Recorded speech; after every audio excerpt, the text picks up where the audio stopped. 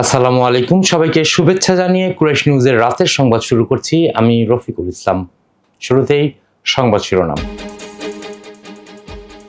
বিতর্কিত নির্বাচনে দায়িত্ব পালন করা ২১ ডিসিকে বাধ্যতামূলক অবসর। জাতিকে অস্থিরতার মধ্যে না রেখে দ্রুত নির্বাচনের দাবি মির্জা ফখরুলের। শরণার্থী শিবিরে ৩ ফিলিস্তিনিকে হত্যা করল ইসরায়েলি সেনারা। এবং ২১-এ পদকজয়ী সাবিনাদের বাদ দিয়ে বাফুফের দল ঘোষণা। এবার বিস্তারিত, শুরুতেই জাতীয় প্রসঙ্গ। আর মাত্র কয়েক ঘন্টা পরেই বাঙালি শ্রদ্ধাভরে স্মরণ করবে ৫২ ভাষা আন্দোলনের বীর শহীদদের। সে লক্ষ্যে প্রস্তুত কেন্দ্রীয় শহীদ মিনারও। বৃহস্পতিবার শহীদ মিনার ও এর আশেপাশের এলাকা ঘুরে দেখা যায় বেদি ছাড়াও আশেপাশের সড়ক আলপনায় রাঙাতে ব্যস্ত শিক্ষার্থীরা। তারা রং তুলির আঁচড়ে ২১-এর আবহ ফুটিয়ে তুলেছেন। তাদের বিশ্বাস, রং তুলির আঁচড়ে রচিত এ ইতিহাস পৌঁছে যাবে প্রজন্ম থেকে প্রজন্ম স্তরে। অমর ২১শে ফেব্রুয়ারি ও আন্তর্জাতিক মাতৃভাষা দিবসের প্রথম প্রহরে শ্রদ্ধা জানাবেন প্রধান উপদেষ্টা সহ অন্যান্য উপদেষ্টারা। পাশাপাশি সার্বিক নিরাপত্তায় ডিএমপির পক্ষ থেকে নেওয়া হয়েছে কয়েক স্তরের নিরাপত্তা ব্যবস্থা। আওয়ামী লীগ সরকারের সময় বিতর্কিত নির্বাচনে রিটার্নিং কর্মকর্তাদের দায়িত্ব পালন করা ২১ জন জেলা প্রশাসককে বাধ্যতামূলক অবসরে পাঠানো হয়েছে। বৃহস্পতিবার সচিবালয়ের সাংবাদিকদের সঙ্গে আলাপকালে জনপ্রশাসন মন্ত্রণালয়ের সিনিয়র সচিব মোহাম্মদ মোখলেসুর রহমান এ তথ্য নিশ্চিত করেন। মোখলেসুর রহমান এ সময় বলেন, সম্প্রতি জনপ্রশাসন সম্পর্কিত একটি কমিটি হয়েছে। সেখানে ৪ জন উপদেষ্টা আছেন। এই কমিটিতে মন্ত্রিপরিষদ সচিব আছেন এবং সচিবিক দায়িত্ব রয়েছে জনপ্রশাসন মন্ত্রণালয়। এখানে বড় কিছু সিদ্ধান্ত হয়েছে। তিনি আরও বলেন, ২০১৪, ১৮ ও ২০২৪-এর নির্বাচনগুলোতে রিটার্নিং কর্মকর্তারা আগের সরকারের প্রভাবের কারণে অনেক নেগেটিভ ভূমিকা রেখেছেন। এবার জেলার সংবাদ।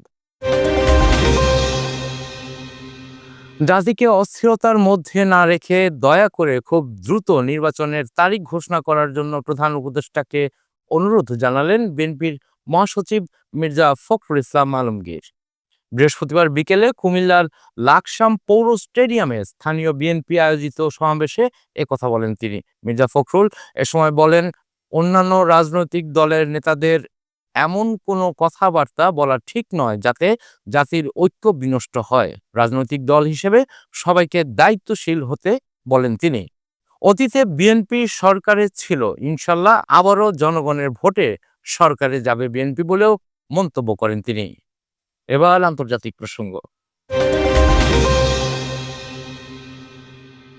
ফিলিস্তিনের পশ্চিম তীরের একটি শরণার্থী শিবিরে ঢুকে ৩ ফিলিস্তিনিকে হত্যা করল ইসরায়েলি বাহিনী। এ সময় আহমেদ নাবিল সৌব ও হাকিম মুহাম্মদ আল খাতিব নামে ২ ফিলিস্তিনিকে অবরুদ্ধ বাড়ির কাছে অভিযান চালিয়ে গ্রেপ্তার করা হয়। ফিলিস্তিনি ওয়াফা নিউজ এজেন্সি জানায়, বুধবার রাতে ইসরায়েলি সামরিক বাহিনী তুওয়াস এলাকার একটি বাড়ি ঘিরে ফেলার পর এই হত্যাকাণ্ড ঘটে। প্রতিবেদনে আরও বলা হয়, ইসরায়েলি বাহিনী ৩টি লাশই আটকে রেখেছে। দখলদার বাহিনী বাড়িটি থেকে সরে যাওয়ার পর অ্যাম্বুলেন্স কর্মীরা প্রবেশ করে এবং ভেতরে মৃতদেহের অংশ ও রক্তের চিহ্ন দেখতে পায়। জানাবো খেলার খবর। টানা দ্বিতীয়বার সাফ শিরোপা ঘরে তোলায় নারী ফুটবলারদের হাতে ২১-এ পদক উপহার তুলে দিয়েছেন অন্তর্বর্তীকালীন সরকারের প্রধান উপদেষ্টা ডক্টর মোহাম্মদ ইউনূস। এর ঠিক ২ ঘন্টা পরই সাফ জয়ী ফুটবলারদের বাদ দিয়ে আরব আমিরাত সফরের দল ঘোষণা করল বাফুফে। বৃহস্পতিবার নিজেদের অফিসিয়াল ফেসবুক পেজে আরব আমিরাত সফরের জন্য ২৩ সদস্যের স্কোয়াড ঘোষণা করেছে বাফুফে। আগামী ২৪ ফেব্রুয়ারি আরব আমিরাতের উদ্দেশ্যে রওনা হবে বাংলাদেশ দল। রাষ্ট্র যেদিন নারী ফুটবলারদের সম্মানিত করল, ওই দিনই পদকপ্রাপ্তদের বাদ দিয়ে দল ঘোষণা করল বাফুফে। মূলত এই সফরে ছুটিতে থাকতে চান বলে জানান সাফজয়ী ফুটবলাররা। সংবাদ শেষ করব বিনোদন অঙ্গনের খবর দিয়ে।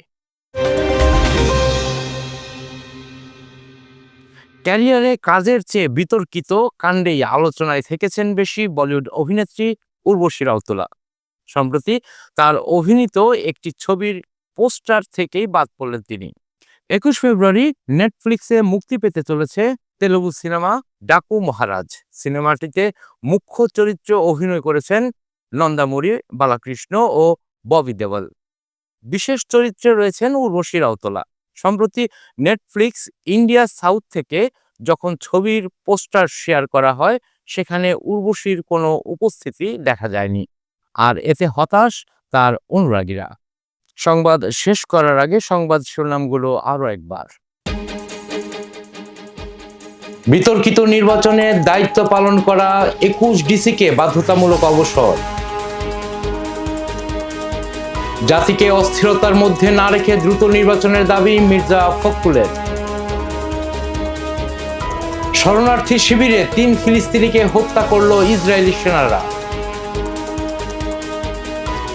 এবং 21-এ পদকজয়ী সাবিনাদের বাদ দিয়ে বাফুফের দল ঘোষণা। দর্শক, এতক্ষণ সাথে থাকার জন্য ধন্যবাদ। সবশেষ সংবাদ দেখতে চোখ রাখুন কুরাইশ নিউজের পর্দায় অথবা ভিজিট করুন www.qurayshnews.com। কুরাইশ নিউজের পরবর্তী সংবাদ দেখার আমন্ত্রণ জানিয়ে আপনাদের কাছ থেকে এখনকার মতো বিদায় নিচ্ছি আমি রফিকুল ইসলাম। আল্লাহ হাফেজ।